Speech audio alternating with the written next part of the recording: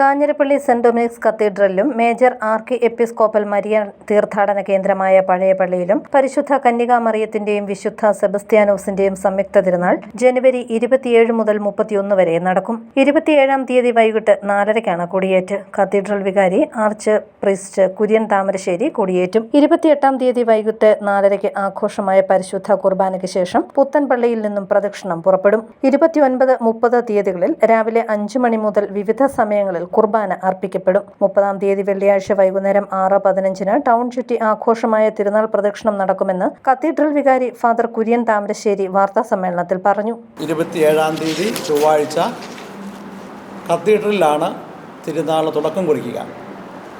അന്ന് 4:30-ക്ക് കത്തീഡ്രലിലെ ദേവാലയത്തിൽ ഉള്ള കൊടിമരത്തിൽ കൊടിയേറിക്കൊണ്ടാണ് ഈ തിരുനാളിൻ്റെ തുടക്കം കുറിക്കുക. പിറ്റേ ദിവസവും കത്തീഡ്രലിൽ തന്നെയാണ് തിരുനാളിലെ പ്രധാന വിശുദ്ധ കുർബാനയും കർമ്മങ്ങൾ നടക്കുക.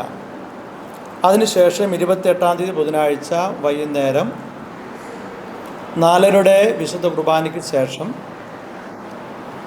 അക്കരപ്പള്ളിയിലേക്ക് പ്രദക്ഷിണമായി പോകുന്നതാണ്.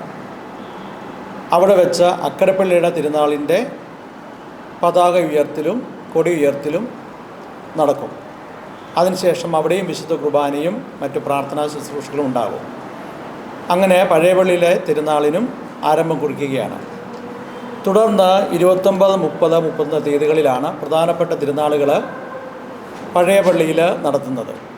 സമാപന ദിവസമായ ജനുവരി 31-ന് രാവിലെ മുതൽ വിവിധ സമയങ്ങളിൽ പരിശുദ്ധ കുർബാന നടക്കും. വൈകിട്ട് 4:30-ക്ക് കാഞ്ഞിരപ്പള്ളി രൂപതാ മെത്രാൻ മാർ ജോസ് പുളിക്കൽ ആഘോഷമായ പരിശുദ്ധ കുർബാന അർപ്പിക്കും. തുടർന്ന് 6:30-ക്ക് തിരുനാൾ പ്രദക്ഷിണത്തിന് ശേഷം കൊടിയിറങ്ങും. കാഞ്ഞിരപ്പള്ളിയിൽ നടന്ന വാർത്താ സമ്മേളനത്തിൽ കൈക്കാരന്മാരായ KC Dominic Karippaparambil, Abraham K. Alex, തിരുനാൾ കൺവീനർ ബിജു പത്യാല എന്നിവരും പങ്കെടുത്തു. News bureau, Kanjirappally.